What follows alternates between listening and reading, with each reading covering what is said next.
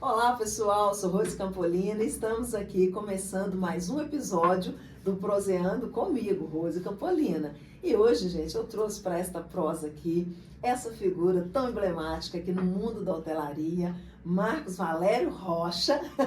Ele vai se apresentar, vocês irão conhecer todo o percurso, né? Toda a expertise dele neste mercado que se passa aí pela docência até chegar à hotelaria, com uma longa história.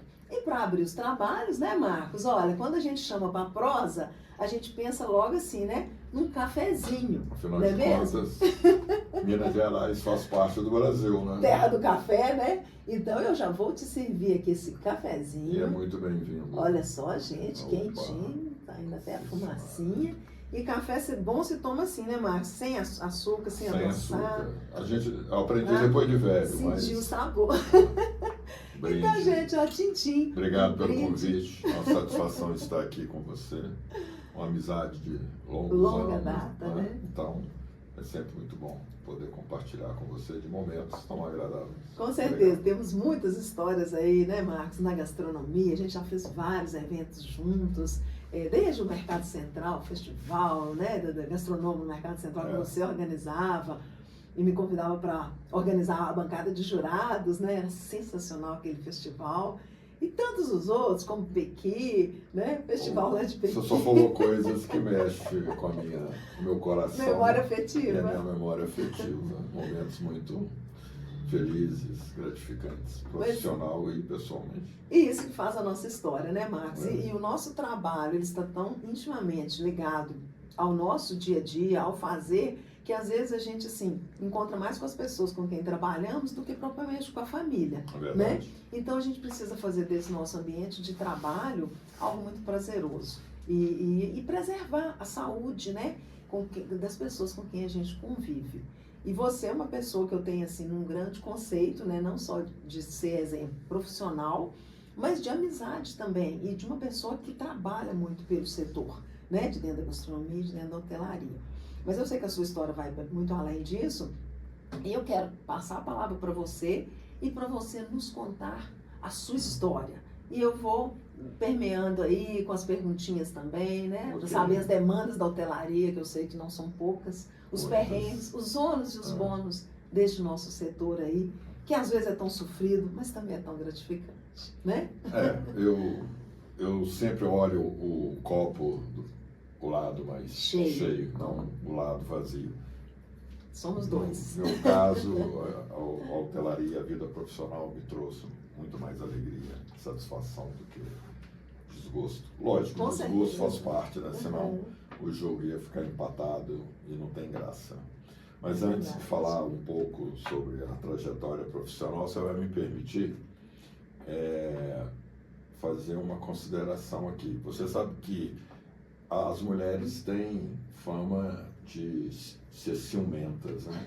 Mas os homens são mais, né? Então o homem assim, tem ciúme de seus amigos, não é? Então, como nós temos um amigo em comum e eu conheci você através dele, eu quero mandar um abraço para ele, porque eu o amo, literalmente.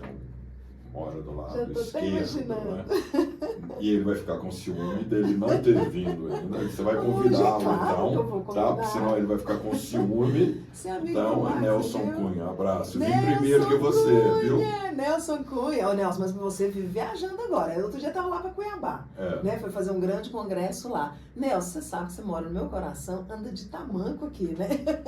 Então, olha o seguinte, próximo convidado, já vamos agendar. O Nelson, assim, foi o começo da minha carreira também aí, né? A gente fez tanto evento junto e até nas conexões. Eu conheci muitas pessoas através do Nelson. Sim, né? verdade. E então, assim, o primeiro congresso de gastronomia que a gente fez na Estácio, o Nelson foi meu tudo, né? Assessor, apresentador, o mentor. Então, nossa, o Nelson, a Jussara, são pessoas assim maravilhosas, que eu estimo demais. Grande abraço. Então, eu não poderia deixar de fazer essa referência exatamente por causa dessa ponte. Tá feito e obrigada por, né, trazer essa lembrança aqui de uma pessoa tão especial, importante, e que nós vamos trazer para a mesa também do Proseando.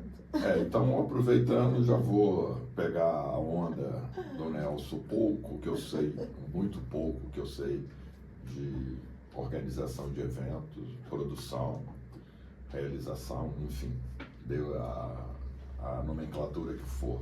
Passa pelas mãos do Nelson, eu aprendi muito com ele. Mentor, né? Mentor, ele foi e ainda continua sendo. A Tecnobar, aquela feira maravilhosa, né, então, Marcos? Depois dos congressos. Tanto é que ele está expandindo aí para fora do estado. Exato. Fazendo grandes congressos, né? O Nelson faz parte da história, né? Com certeza. Do turismo, de eventos, feiras, congressos. Grandes feiras, Minas então, Plan, né? Ele é uma referência. E o que eu aprendi muito com ele, trabalhando com ele, ou tendo ele como parceiro nas nossas ações, ou tendo ele até como patrocinador, que foi. E foi ele que me muito apresentou tempo. você. Foi, Eu te conheci lá exatamente. no escritório dele. Foi exatamente. E o Nelson tem essa relação comigo também com a hotelaria. Eu digo que a minha trajetória profissional na hotelaria começa por uma grande paixão, não é? Que eu tive a satisfação de trabalhar, de ter a oportunidade de trabalhar nessa empresa, e essa empresa, ela faz parte da história da hotelaria brasileira, e Belo Horizontina em especial, que é a Rede Otom, né, que foi o Belo Horizonte Otom Palace, onde eu trabalhei, e ali eu... Grande expoente da hotelaria, né? A grande escola. Manuel, né? Chefe Manuel, chefe trabalhamos Manuel. muitos anos juntos. Fantástico. E ali eu aprendi um pouco que eu sei de hotelaria. Ali foi a minha escola, Inicial. não só na questão da imersão, na época nem se usava o termo que hoje é muito comum, né? Mentoria, Consultoria, curadoria, trainee, né? isso a gente não usava esses termos mais muito na modernos, época. né? Mas o Belo Horizonte Otom Palace, ele permitia uma imersão aos seus colaboradores. Então você tinha, conforme fosse a função que você fosse desenvolver, você passava por todos os departamentos do hotel. Era um laboratório vivo. Era um laboratório vivo. E isto você conseguia ver o todo. Acho que é a melhor jeito a melhor de aprender, maneira. né? Não é? Então, a partir do momento que o local, a empresa, me proporcionou não só poder trabalhar, mas poder também ter o processo de aprendizagem, Vivenciar. porque isso era uma metodologia. Você aprendeu fazendo, Sim. você aprendeu vivenciando. Vivenciando, fazendo, mas com uma base teorizada. Era uma empresa que tinha manuais, que tinha procedimentos, que existia já toda um rigor, não é? Em você ter as definições de funções, enfim. O que hoje a administração contemporânea nos ensina, nos propõe, isso há 30 anos atrás, já muitas empresas já eram assim. Então, no caso, o Belo Horizonte Otom era assim. Referência. E formou grandes profissionais. Né? Aí eu tive a oportunidade de trabalhar com vários grandes profissionais, entre eles o Manuel, meu grande amigo, um abraço, Manuel, saudade de você. O meu padrinho profissional, o cara que me pôs na hotelaria, o cara que me deu todas as oportunidades no setor hoteleiro, passou pelas mãos do meu mestre Celso Morandi. O Celso é um cara que não tem como não contar a história da hotelaria Belo Horizontina nos últimos 50 anos que não passe pela pessoa dele. Então, ele me deu a oportunidade de trabalhar não só no Otom, como me colocou na hotelaria antes, não é? E depois do Otom. Então, todos os hotéis que eu trabalhei, ele me levou. É o divisor de águas, né? O Otom. Ele ter essas pessoas, entre outras, né? Senão eu vou ficar aqui citando nomes, mas foi uma geração fantástica. Mão na massa, geração mão na massa. Mão na massa. Então, uma hotelaria totalmente diferente da atual, não que é melhor ou pior, apenas diferente. não tem isso de comparações de épocas diferentes. Os recursos eram outros, né? Acho que cada... O consumidor era outro, o mercado era outro, a conjuntura você não tinha internacional, o Airbnb de hoje, era tudo, né? Você tudo não diferente. tinha as redes sociais, você não tinha essa... Tudo muito diferente, mas um período muito enriquecedor. Quem se formou naquela época realmente sabe, né? estão aí, né? Vários dos meus colegas, vários dos que depois passaram por lá. E é muito importante, né, essa questão que você está abordando, a gratidão. Então, assim, eu acho que a gente precisa ser grato com as pessoas, né, que fizeram parte da nossa história, que deu a mão pra gente, assim, às vezes no início de tudo, porque às vezes a gente vai caminhando e esse mundo tão competitivo e tão imediatista, a gente esquece da fonte que a gente bebeu, a gente esquece das pessoas que estiveram com a gente nesse início, né? E eu acho muito importante, um dos valores que eu mais prezo no ser humano é a gratidão.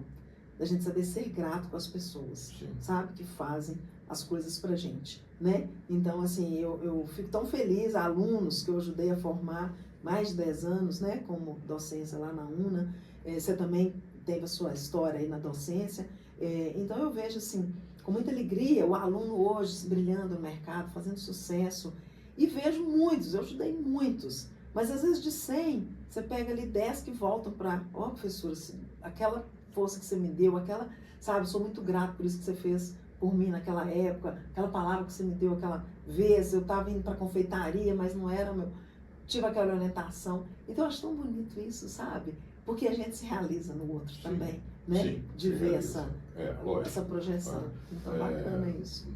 É o lado humano nosso, se você não consegue sentir felicidade pelo outro ser humano, com certeza você está no planeta errado. De ter esse lado altruísta, né? Você tem de dar e receber. Né? Receber é muito bom, é excelente. Você e o prazer de dar também é muito gratificante, útil, né, Marcos? Lógico, quando eu cheguei na hotelaria, eu já era um profissional formado, não em hotelaria, já era formado, literalmente. Né? Eu já estava fazendo meu segundo curso superior, eu já tinha passado por outras grandes empresas. Qual o segundo curso você estava fazendo? Na época que eu casei, até não me formei, né? Estava fazendo sociologia. Sociólogo, olha só. Não sou sociólogo, porque eu não me formei. Não formou, mas é da vida, né? Estudei, né? Fiz, sei lá, deu mais da metade, muito mais da metade. E na docência? Foi história, né? Na docência. Eu comecei a dar aula muito cedo, entrei na faculdade em 82. Na Estácio também, né, Marcos? Não, eu fui católica. Mas você não chegou a ministrar curso na Estácio? Não, fui várias vezes na Estácio. Eu fiz substituição a alguns professores, me convidavam, mas assim, eu não era do time. É porque eu tive tanto na Estácio e a gente se encontrou lá em evento também, né? A gente teve várias reuniões com você. Fiz várias aulas em substituição a colegas que, não posso ir, você pode cobrir aquela matéria para mim. Quer dizer, você era um cara pronto. Né? Então, a Estácio tá lá tendo no meu currículo também essa passagem. Mas antes não.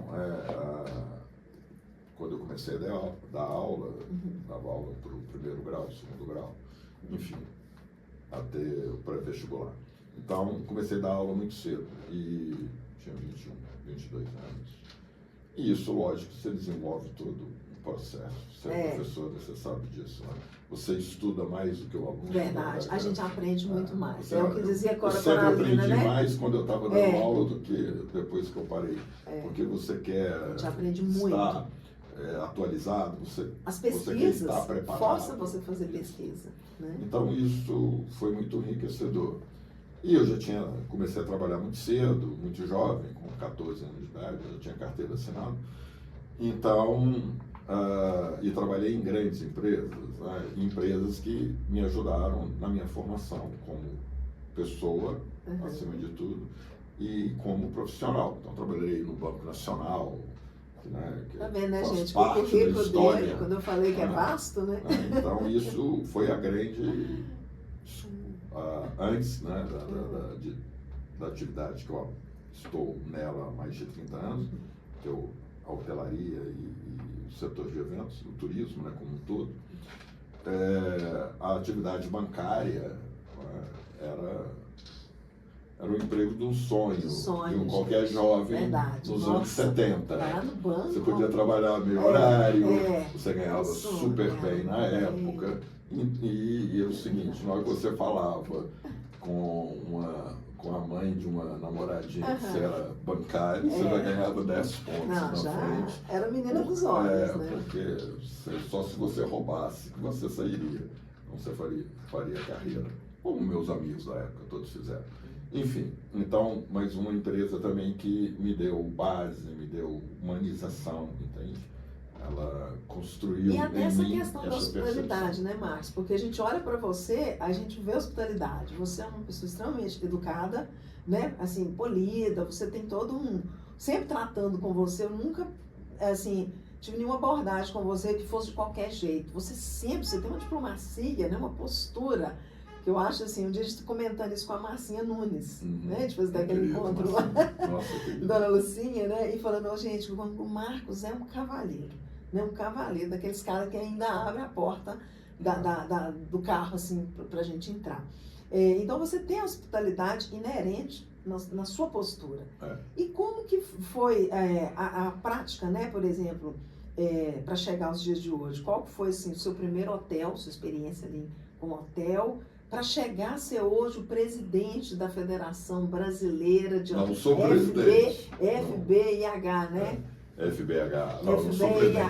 FBIH é grande, já sei. Sou coordenador. Coordenador, em Minas, coordenador. Mas a gente vai... A história é totalmente inusitada, porque não foi planejada, nada foi planejado. Foi tudo um acaso e foi tudo necessidade ou oportunidade que bateu na minha porta. Né? Porque a gente fala assim, que a oportunidade vem, não é sorte. A oportunidade que é que eu ainda encontro o sujeito preparado. Então você falou, foi oportunidade, mas você tinha o conhecimento para assumir aquela oportunidade. Né? Sim, sim. Se não tivesse o conhecimento... Mas digo, o que me difere um pouco, né, hoje principalmente, até porque quando entrei na hotelaria, praticamente, você tinha pouquíssimas formações acadêmicas, nem existia. Verdade, não tinha hotelaria, né? Já existia Newton, já existia o curso de turismo, sim, quando eu cheguei. Mas era muito diminuto ainda. E não existia duas escolas de formação hoteleira no Brasil. Enfim, não era difícil você identificar um jovem, a não ser que ele viesse de um ramo familiar da atividade, ou que tivesse tido uma experiência fora do país, mas era muito raro um jovem que fosse, não, eu vou ser hoteleiro. Eu vou trabalhar em hotelaria. Igual o cozinheiro também, o gastrônomo, né? Era questões de oportunidade. Uma empresa Ninguém precisava... nasceu falando assim, você é hoteleiro, você é gastrônomo, chefe de cozinha. Em certos locais, sim. Ao longo do tempo, sim.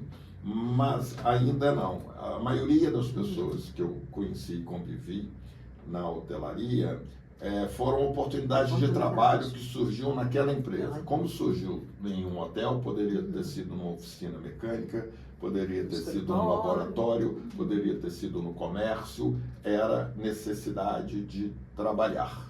Não é? E isto, a grande maioria iniciou dessa maneira, não é? Indo trabalhar naquele hotel por questões de uma necessidade profissional, uma necessidade de produzir e de ter renda, enfim. E qual foi o seu primeiro hotel? O meu foi o Tauá. Eu trabalhei no Tauá. O Tauá, de 30 e tantos anos atrás, era apenas o hotel aqui de Roças Novas. Hotel Fazenda, né? Tinha menos de 30 apartamentos, estava na sua primeira expansão física e virou uma verdadeira referência da hotelaria mineira. O seu João Pinto, e os seus filhos administradores, né? Lisetinho, João, realmente colocaram a hotelaria mineira no patamar nacional indiscutível, uma empresa realmente invejável, pelo trabalho que foi feito, um trabalho totalmente familiar. Com né? certeza. Desenvolveram não, a própria capacidade de fazer as coisas através do erro, o acerto e do erro, né? Errando muito mais do que acertando, mas aprendendo, né? Enfim, então eu fui trabalhar no Tauá por isso, por uma oportunidade. Né? O Celso. Lá você ficou quanto tempo? Fiquei pouco tempo, fiquei um ano e pouco, foi logo depois da Débora. Aí depois já foi para o outro hotel? Aí foi para o Outono. Né? Foi uma passagem, né? transição. Transição. Então, foi de paraquedas. Por quantos hotéis você já passou hoje? Só trabalhei em 4 hotéis. 4. É. E depois você Tauá, foi assumindo esses Horizonte, cargos Otton Palace, cargo mais assim, de gestão, de conselheiro, de coordenador das entidades? A minha relação na hotelaria foi assim, foi o acaso. E o que me levou foi exatamente o que você acabou de fazer referência da minha maneira social de comportar. Né? Como eu fui criado por 5 mulheres, né? A minha mãe mais as minhas 4 irmãs, então a minha formação foi muito cartesiana, né? Então eu aprendi, não é? Pela força da educação da mulher, né? O comportamento, aquilo que eu podia pegar, aquilo que eu podia aceitar. Se for, por exemplo, eu poderia estar morrendo de vontade de tomar café. Mas você não Se você não me oferecesse, eu não ia, eu ia embora com vontade, porque eu aprendi que não se pede nada, espera ser servido. Então eu tive uma educação realmente muito polida dentro de casa. E depois fui trabalhar num banco, no qual também exigia-se essa postura. Né? Então eu trabalhava, não é? Já passou o tempo, já está aí. Não, o bate-papo é assim, para mim está no início, já faltam 10 minutinhos. Então o banco te permitia isso, era um ambiente formal, que você tinha de trabalhar, né, com a própria indumentária. Eu uso gravata desde os 13 anos de idade. Eu sempre então, sempre aquela coisa muito... toda, né? Tudo combinadinho, tudo, nada de nunca fui extravagante. Da arte de receber, isso. Né? Clássico, né? E no banco, eu já muito jovem, comecei a trabalhar atendendo o público. Lidando com pessoas. Lidando com pessoas e com o público. Atendimento de balcão, né?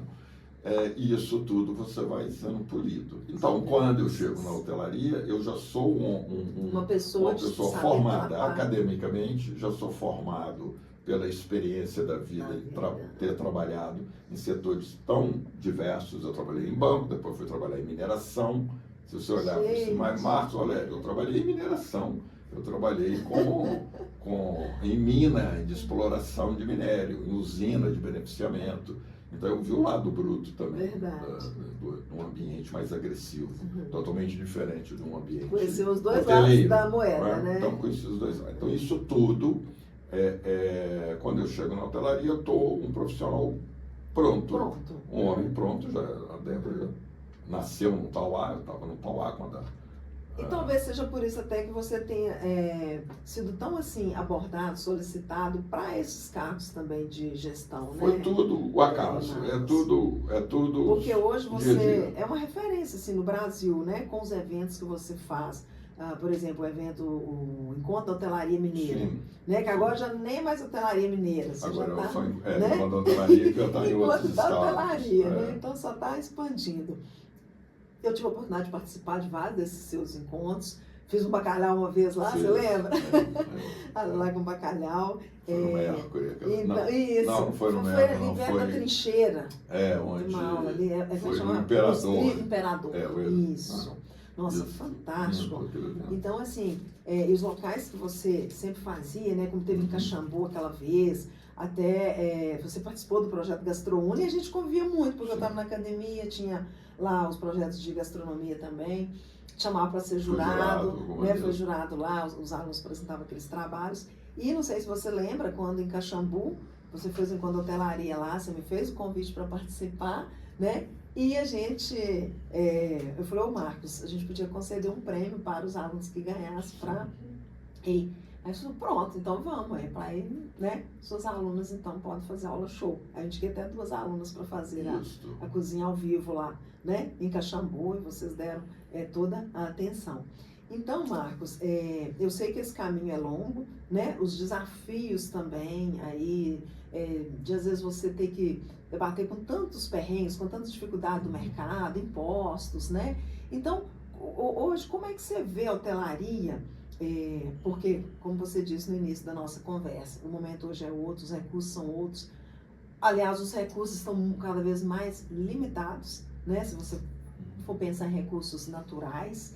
E você sabe que a minha bandeira é muito a sustentabilidade, eu sempre me preocupei muito com a questão da sustentabilidade, né? E eu fico imaginando, numa grande rede de hotel, no mundo mesmo da hotelaria, né? Como é tratado, existe essa preocupação, porque hoje a linguagem da sustentabilidade deixou de ser moda, né? Ela virou uma necessidade. Sim. As empresas se posicionarem com atitudes sustentáveis, né? com estratégias assim de minimizarem esses os prejuízos, né, para o meio ambiente e tal. Eu fico pensando no ramo da hotelaria, que você tem desde uma roupa de cama, que às vezes é trocada com o tempo, você precisa trocar aquela roupa de cama, você precisa trocar, né, as toalhas, ao hotel, todo que compõe o hotel, né, o escopo ali, a cozinha, aqueles resíduos, os resíduos que, né, as sobras ali do almoço, existe uma preocupação com a hotelaria hoje? Porque às vezes viajo para a Europa, a gente vê, né? Eu fiquei num hotel na Áustria, que eu achei muito interessante. Cheguei e tinha uma botinha assim pendurada num cabide lá, de veludo, toda bonitinha. Eu falei, gente, o que será isso? Estava até escrito em alemão, não falo alemão. Aí no outro dia eu pedi minha sobrinha, né, que é casada e minha irmã é casada com alemão, para traduzir. Aí ela falou, isso aqui é o seguinte, se você não trocar a toalha do banheiro, você ganha um brinde, eles colocam alguma coisa na botinha para você no outro dia, né? Então, outro dia conversando até com a Carla, também ela deu o mesmo exemplo na Noruega. Se você não troca a sua toalha, no outro dia tem um espumante para você lá no seu quarto. E eu achei isso tão bacana, né? E de cada vez mais a gente poder incentivar essas práticas. Então, outro dia conversando com a Flávia Badaró também, ela falou que às vezes coloca um brinde, uma coisa mineira lá, né, no quarto, para o hóspede e tudo. Queria que você falasse para a gente, eu sei que a gente vai, né, daqui a pouco encerrar o nosso papo, que parece que começou agora, mas qual que é essa preocupação da hotelaria nesse sentido, com a sustentabilidade? Para mim, ela sempre existiu. É uma questão só de envelopamento. Quando eu ouço falar de sustentabilidade, e tem dois discursos disso. Tem o discurso verdadeiro e o discurso tem o discurso marqueteiro. Então, eu não tenho muita paciência por o discurso marqueteiro. Sustentabilidade é atitude, né, atitude. Então, eu vou numa coisa básica. A minha mãe não permitia que sobrasse comida no prato. Pronto, final. Você podia comer. Como eu. Você podia comer o quanto você quisesse. Mas não podia sobrar. Isso lá em casa era desse jeito. Então, sustentabilidade é isso. É isso, é vivência. É vivência, é uma aprendizagem, um respeito aos recursos, seja eles quais forem, os recursos naturais, os recursos humanos, os recursos financeiros. É respeito àquilo que existe e que custou para ser feito e produzido. Verdade. E que gerou algum tipo de perda. Não é? A vida não é uma perda. Enquanto a gente vive, a gente está perdendo a própria vida. Cada dia a gente está diminuindo. Então a vida. Então como é que eu vou enriquecer esse processo? É dando valor e é dando reconhecimento que essa perda ela existe e tu tem que cuidar dela. Então, na hotelaria não é muito diferente. É claro que o que muda são as composições de gestão e de fator econômico. Sempre, né? Sempre é isso. Então, hoje, a maioria, eu acredito que a grande maioria dos hotéis, no caso do exemplo da toalha, vem de um processo também doméstico. Isso. Nós trocamos toalha todos os dias em casa? A gente não troca. Não trocamos. Não é? Final. Então, não existe isso. Não é? Se troca a toalha, sim, se troca, se ela sujar. Óbvio. Mas se ela não sujar... Não, claro que num ambiente hoteleiro, com uso, são pessoas diferentes usando aquele mesmo material. Então é óbvio que na troca do óbvio você tem que fazer a troca total do enxoval, isso é óbvio. Não é? Mas a consciência que veio a partir dos anos 90 de economizar a economia de água, enfim, todos os fatores da questão da água como patrimônio da humanidade, que você tem de preservá-lo, mas como é que você pode pensar em um setor que vai economizar água, a água que é um bem natural e que você sabe como ela chega na sua caixa d'água, se você vai lá e polui o rio? É verdade. Não existe, não é coerente isso. Né? Então, a partir do momento que eu vou lá e cuido do rio e não vou poluir o rio, aí sim eu posso ter outras ações complementares. Então, a ação complementar de não lavar a toalha todo dia, sim, é um fator econômico. Econômico para a empresa hoteleira, é um comportamento social, é uma educação social. Então, existe. No meio ambiente, né? Nas questões dos hotéis não urbanos, você também tem toda uma questão também de cuidado com isso. Hoje você pega, até usado como marketing, né? Como posicionamento. Mas no passado já existia. Você tem uma horta, só que a horta era horta. Ela não era um mecanismo de posicionamento de mercado. Ela era uma horta que atendia a sua necessidade de produção da sua cozinha. E hoje a horta virou uma vitrine. Hoje virou uma vitrine. Ela é mais importante. Os restaurantes, ela te dá prejuízo, mas você vai lá e coloca ela como um diferencial. Olha, se dá prejuízo, já não faz o menor sentido. Enfim, então, dentro da hotelaria hoje contemporânea, o empresário, ele evoluiu porque ele, antes de evoluir como empresário, ele evoluiu como cidadão. Pelo menos a gente espera que sim. Então, comportamentos familiares, sociais, ele leva para dentro da empresa. Então, ele vai ter um cuidado muito maior, ele vai orientar muito melhor para minimizar o seu custo, otimizar a sua rentabilidade. Ponto. Então, muito de E essa questão das roupas de cama? A gente fica muito curioso, né? Quando roupa de faz cama, essa troca dessas roupas de cama. A roupa de cama que eu falo assim, quando descarta aquela roupa de cama, doação. Que é feito? Sempre foi doação. Sempre foi doação. Doação para hospitais, creches. Sempre foi. Volto a dizer, o comportamento familiar. Quando as nossas roupas ficam, você deixa de usar porque ela saiu da moda, ou porque ela, enfim, você engordou ou você emagreceu, o que você faz com ela? Você dá para alguém. Né? Você dá para alguém. Mas existe uma forma sistematizada, sim, assim? Muitos igual no caso do alimento também, né? Quando tem sobra de alimento, às vezes você pode doar, não sei, para bancos. Alimento não. Né? Porque tem todo esse critério da vigilância. Alimento porque não lixo. Pode deixar, que vai realmente para o lixo, ou se aproveita, às vezes, mesmo que você queira. Algum resíduo. Exato. Então, isso é uma coisa que eu fico assim, sabe, gente, será que não tinha uma forma da gente acionar umas políticas públicas para a gente ter um direcionamento? Porque você vê tantos alimentos bons para serem ainda consumidos e estão indo para o lixo justamente por causa dessa questão da vigilância, a questão da segurança alimentar. Né? Então, eu trabalhei na escola de gastronomia, mais de 10 anos, né? Hoje eu tenho 20 anos no mercado da gastronomia e isso é algo que ainda me incomoda muito. Às vezes eu vejo uma padaria, vou no supermercado, vejo a padaria juntando sacos de pães assim, para descartar, né? Descartar. Então, gente, isso é inconcebível num país que tem gente passando fome. Da gente, às vezes, criar, sabe? Mas o inconcebível está no processo de produção, na má gestão gerencial administrativa. Se houve sobra, é porque você calculou errado.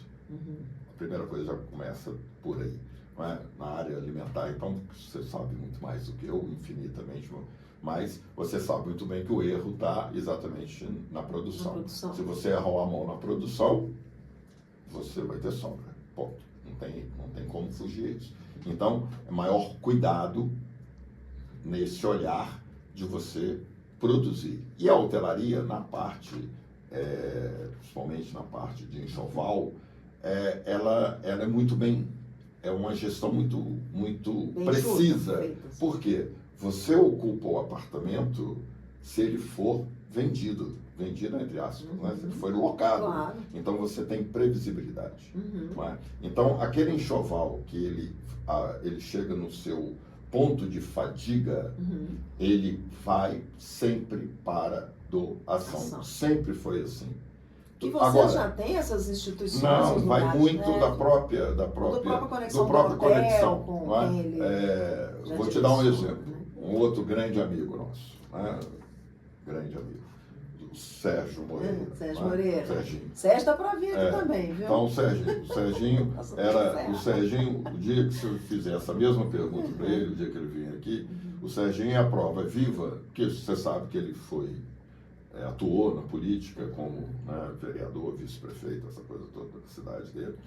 E o Serginho, ele, pelo envolvimento, conhecimento que ele tem, né, com as pessoas do turismo e da hotelaria, foi assim que eu o conheci também. O Sérgio, ele era o maior pidão, a palavra está certa? Pidão, não é? Porque ele, em quase todos os grandes hotéis de Belo Horizonte que você conhece, que obviamente ele tinha amizade nas gerências, ele pedia doação para as ações sociais dele na cidade dele. Então eu várias vezes saí com ele para fazer coleta, E aí faz seja de essas roupa, de cama, conexões. de colchão, de televisores, de frigobar. Depois não dá para contar, porque o tempo vai ter o caso, é engraçado, mas não dá para contar por causa do tempo. Acabou nosso tempo. Mas depois você pede para te contar o caso dos frigobar que ele recebeu de doação do Belo Horizonte Hilton Palace.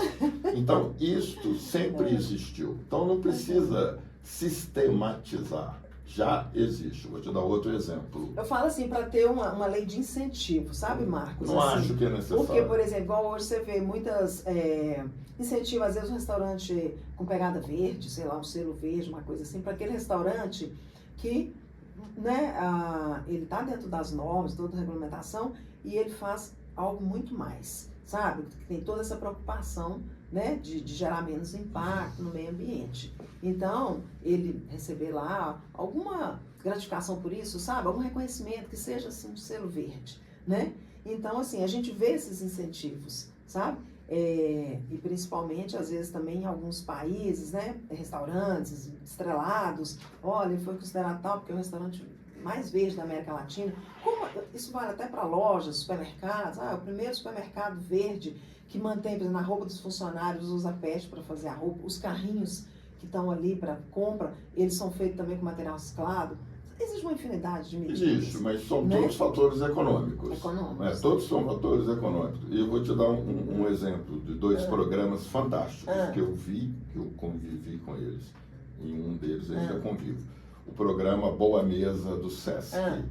Fantástico. Acabou, ponto, e falando final. em boa mesa, olha só, quero até te interromper, porque eu sei que a gente está para o final, mas eu não posso deixar de falar disso aqui, ó.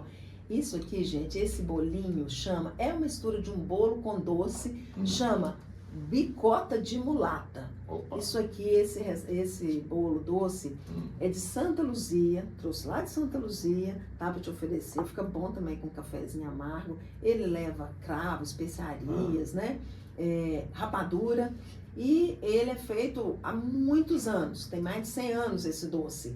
Que ele estava até entrando em extinção, assim, do processo de feitura dele. Posso comer agora? Claro, fica à vontade. Quando você fala, eu como. E ele, aí fica bom, se quiser que eu ponha mais um cafezinho aqui, ó, até para aquecer aqui, tá vendo? Então, e vão sumindo, às vezes esses doces, essas tradições, assim, vão sumindo em função de outros que vão chegando, às vezes doces que nem é da nossa, né, da nossa mesa tradicional mineira, e doces que eram feitos por povos originários, né, de Santa Luzia. Bicota de mulata. O que você achou? Delícia. E esse queijinho também, viu, Marcos? Ó, o queijinho aí para acompanhar, né, gente? Porque ninguém sai de pé de um mineiro sem tomar café, sem tomar um cafezinho, queijo. Sem comer alguma coisa. Né? E eu tô vendo Vai que a gente tá vai dar aqui o contraste. O contraste. Dessa acidez do queijo, do queijo. Esse queijo canastra, canastra, né? E o doce. Tem o queijo a lá. rapadura daqui, Da loja lá da Queijo de Minas, no Mercado Central, viu? Eles trabalham com queijo de várias regiões mineiras, mas entre elas a canastra e a Serra do Salitre, que tá com queijo assim maravilhoso. Serra do Salitre, tá incrível, um queijo assim amanteigado, né? E nós temos tantos outros. Mas então, Marcos, juntando hotelaria, gastronomia e o turismo, que eu falo que é o trade, né? Essa tríade aí, que caminha junto, dialoga, porque ninguém viaja sem comer, ninguém, né? Sem meio de transporte, sem comer e sem se hospedar. Movimenta, né? Uma cadeia imensa do transporte, do design, dos produtos, de tudo, né? Então, tem um presentinho aqui para você também, que eu não posso deixar de dar. Esse não é mineiro, ó, a gente deu os mineiros, agora esse aqui veio lá do Rio Grande do Norte, né? Isso é a flor de sal, quem me conhece sabe. Então, é um produto produzido no Brasil, na costa brasileira. Até então, a gente só tinha flor de sal francesa, né? E esse produtor da flor de sal foi para a França, ficou lá, aprendeu toda a tecnologia e se perguntou por que no Brasil, onde nós temos a maior costa salineira do planeta, a gente não tem flor de sal. Era o processo, a tecnologia, o saber fazer. Ele aprendeu e produz a flor de sal no Rio Grande do Norte. Eu tive acesso ao conhecimento desse produto com você. Isso. Foi um evento na Estácio. Você a flor de sal, azeite, né, Marcos? Você sabe que eu tenho um cartão de visita deles, da mesmo? Pessoa que estava aqui com você na que época até hoje. Bacana! É o Roberto Fialho, viu? Então, vamos fazer o seguinte, chumbo trocado não dói. Olha. Não tem essa. Eu sei que você vai viajar, você me disse que vai fazer uma viagem. Então vai ser útil para a sua viagem. Um kit viagem. Olha, gente, tá vendo o que é hospitalidade, ó? Vou abrir aqui agora, ao vivo e a cores. Olha que bacana. Gente, isso é muito prático. O travesseirinho, o travesseirinho. Olha, gente, aí, ele é inflável, que dá para colocar, guardar. Isso, ó, beleza? Pôr aqui, né, no pescoço. Eu já vou falar também que você também pode usar assim, né? Porque aqui você descansa também o pescoço, né? E, ó que chique. Aqui, o tapa-ouvido. E sono. E boa viagem, né? Ô, Marcos, muito obrigada. Muito obrigada. Vou deixar aqui. Adorei, viu? Adorei. Mas então, Marcos, olha, pra gente fechar, que eu nem gostaria de fechar, né? Mas nosso tempo já tá estourando aqui. Eu queria que você deixasse uma mensagem, assim, para as pessoas, e se pudesse até nos responder hoje, qual que é a grande demanda da hotelaria mineira, assim, para o setor, o que falta? Porque a gente sabe, né, na gastronomia, a questão da mão de obra é muito crítica, né? A gente precisa resolver essa questão da mão de obra. E qual que é o grande gargalo hoje da hotelaria? Você já deu a resposta. Mão de obra? Você fez a pergunta já com a resposta. Hoje, o grande gargalo é a mão de obra. É encontrar talentos e retê-los.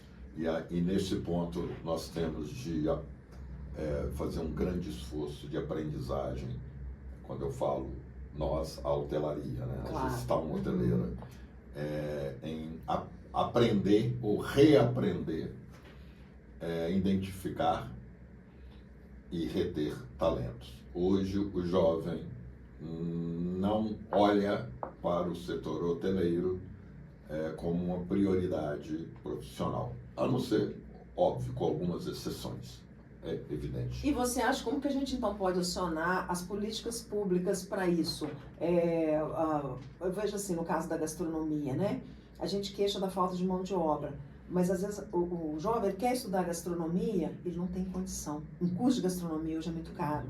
Então, assim, né, dentro das minhas propostas, é de propor mesmo que tenhamos escola de gastronomia e escola pública de gastronomia. Igual você tem aí, e uma escola superior também de gastronomia. No caso da hotelaria, se for para estudar hotelaria, também é caro, os cursos são caros.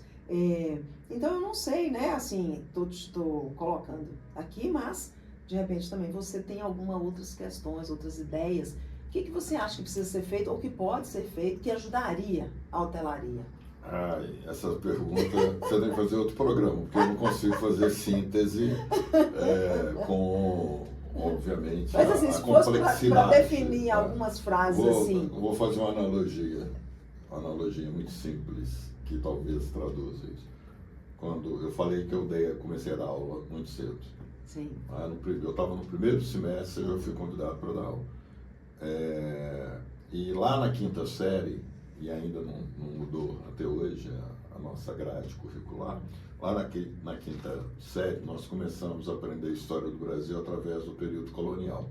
Não é assim que a gente aprende? Lá com a chegada das caravelas portuguesas, né? Na costa da América, em especial na costa que é o Brasil hoje. É assim que nós aprendemos de fora para dentro. Ao invés de você aprender história ou geografia tendo como base o seu terroir, a sua rua, o seu bairro, a sua cidade, o seu estado, o seu país e aí o mundo. Nós aprendemos o contrário, o mundo até chegar... Em vez de ser de dentro para fora, foi de fora para dentro. Então, a maioria das pessoas mora numa rua que não sabe por que aquela rua tem aquele nome. Isso é uma coisa simples. Aí entra a questão da educação também. Então, há um erro estrutural aí. E na questão dos cursos de hotelaria ou de gastronomia, não precisa fazer curso, no meu entender. Você pode fazer especialização. Você precisa dar disciplinas na formação de base.